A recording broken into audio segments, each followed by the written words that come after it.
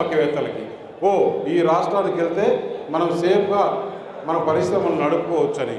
అది 2019 వరకు చంద్రబాబు నాయుడు ముఖ్యమంత్రిగా ఉన్నప్పటి వరకు ఉండింది. ఈ 5 సంవత్సరాల్లో జగన్మోహన్ రెడ్డి ధ్వంసం చేసేశారు రాష్ట్రాన్ని. ఎందుకంటే ఎవరు వచ్చి ఉండే పరిశ్రమలు ఇక్కడి నుంచి భయపడి పారిపోవాలని చూస్తున్నారు. వారి దగ్గర నుంచి కప్పం, జగన్మోహన్ రెడ్డి కప్పం కట్టాలా, సాయిరెడ్డి కప్పం కట్టాలా, సుబ్బారెడ్డి కప్పం కట్టాలా, సజ్జల రామకృష్ణ రెడ్డి కట్టాలా, మిథున్ రెడ్డి, వీళ్ళంతా ఈ రెడ్లంతా పోటీపడి మన ప్రాంత యువతకు అన్యాయం చేశారని చెప్పేసి మీకు తెలియజేస్తున్నా. ఈ ప్రాంతం యలమంచిలి ప్రాంతం చాలా మంచి ప్రాంతం. ఇక్కడ డెవలప్ చేసేదానికి ఇండస్ట్రీస్ వచ్చేసరికి చాలా మంచి అవకాశాలు ఉన్నాయి. అయినా కూడా వాళ్ళు సద్వినియోగం చేసుకోవట్లా.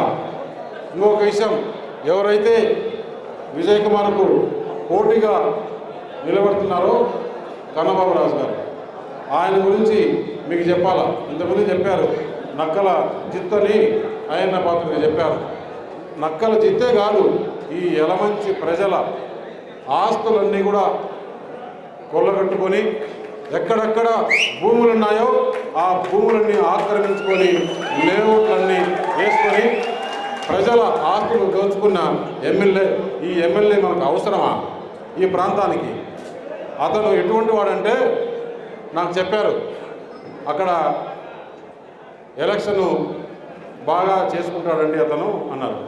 నాకు మధ్యలో హైదరాబాద్ నుంచి ఆయనకు కావాల్సిన ఫ్రెండు నాకు పరిచయం ఉండేవాడే ఫోన్ చేసి, సార్ మీరు వచ్చారు, కన్నబాబు గారికి కొంచెం భయంగా ఉంది, మీరు వినాలేదు, మీ పార్లమెంటు ఎలక్షన్ జోలికి ఆయన పట్టించుకోడంట, మీరు ఎమ్మెల్యే గురించి అంత పెద్ద శ్రద్ధ తీసుకోవద్దని, ఈ పిచ్చి చేస్తానంతా నా దగ్గర ఉడకవు, నువ్వేం చేయగలుగుతావు, ఎక్కడైనా కానీ కూటమికి అలాంటి ఆలోచనే లేదు, నీ నక్క చిత్తులు నా దగ్గర పప్పులు ఉడకవు అని చెప్పి పంపించడం జరిగింది.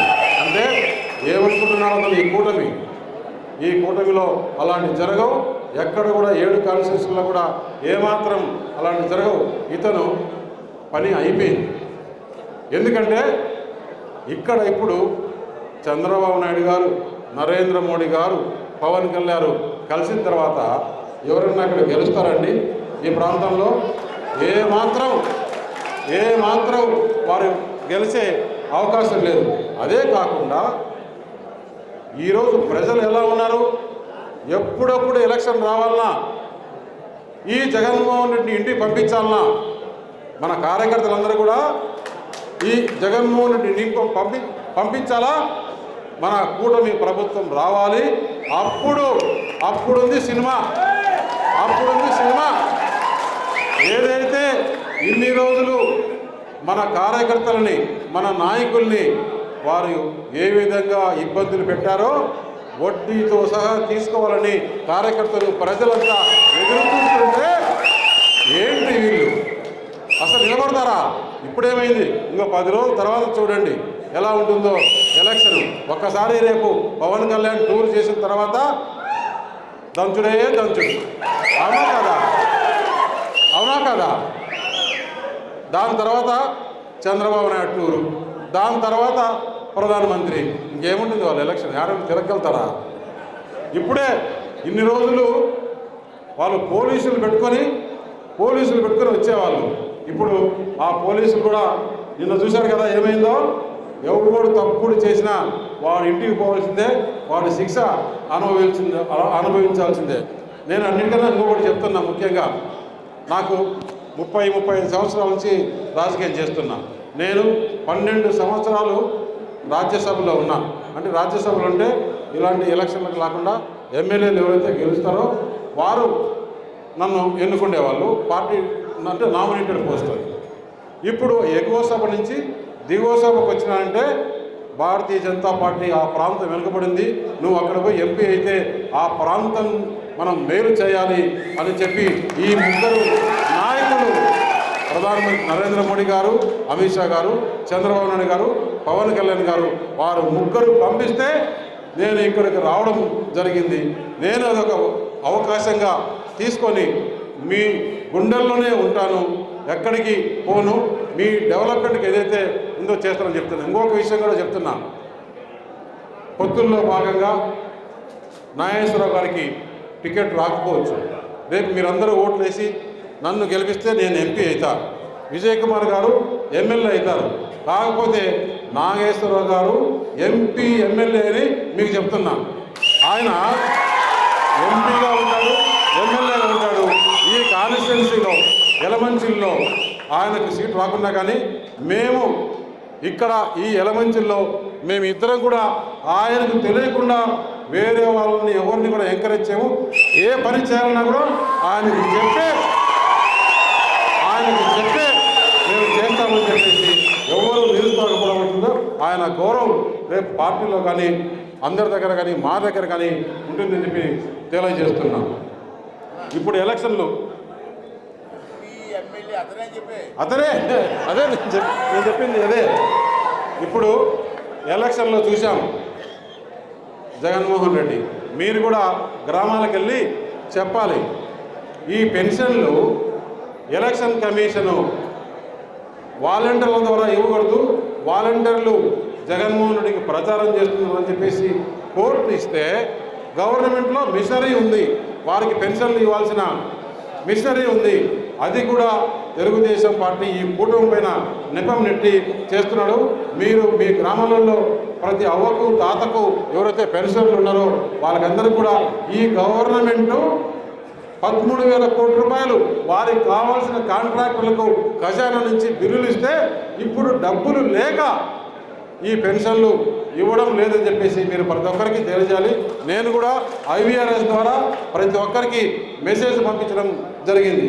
అది కాకుండా ఎలక్షన్లో మనం చూస్తున్నాం, బస్సు యాత్ర చేసుకుంటూ 1,000 మంది పోలీసులను వెంబడి పెట్టుకుంటూ పచ్చి అబద్ధాలు ఆయనంట పేదోడంట.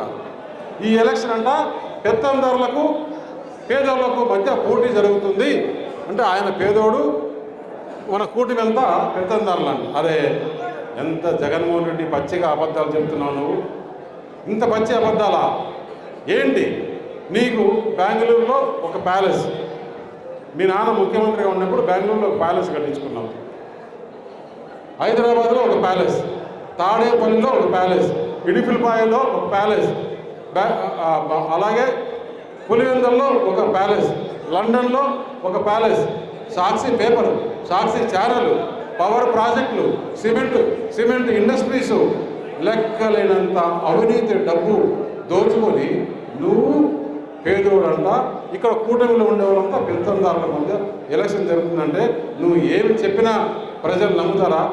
అసలు ఎలక్షన్లు అయిపోయిన తర్వాత మీ చెల్లిని పంపించేశావు, ఎలక్షన్ కోసం లబ్ధి పొందేదానికి మీ చిన్నాన్ని చంపినావంటే అసలు నువ్వు ఇలాంటి మర్డర్లు చేసి, ఇలాంటి అవినీతి చేసి, ఇలాంటి మనుషులను మనం ఇంకా ప్రజలు ఎలా నమ్ముతున్నారని చెప్పేసి చూసాం.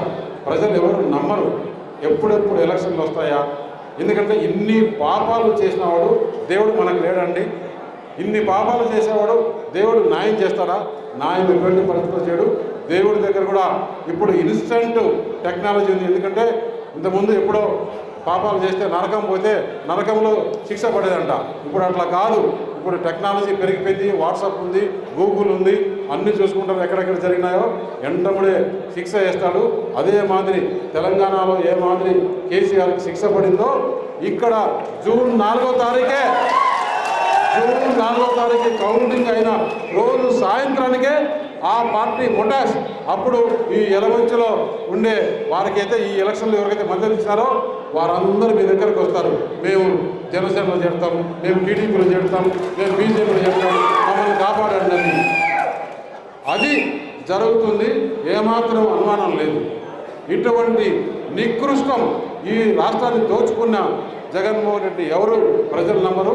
ఈ రాష్ట్రం బాగుపడాలంటే మన ప్రధానమంత్రి నరేంద్ర మోడీ గారు, చంద్రబాబు నాయుడు గారు, పవన్ కళ్యాణ్ గారు కలిసి ఈ డబుల్ ఇంజిన్ ట్రిపుల్ ఇంజిన్ సర్కార్ అయితేనే ఈ రాష్ట్రం బాగుపడుతుందని చెప్పి తెలియజేస్తూ, ఏదైతే రేపు 13వ తారీఖు ఎలక్షన్లు ఉన్నాయో మే 13వ తారీఖు ఆ రోజు వీళ్ళు ఏమంటున్నారంటే ఈ పొత్తుల వల్ల అందరికీ ఇబ్బందులు వస్తాయి, ఈ ఓటు వాళ్ళకు పడదు, వాళ్ళ ఓటు వీళ్ళకి పడదని.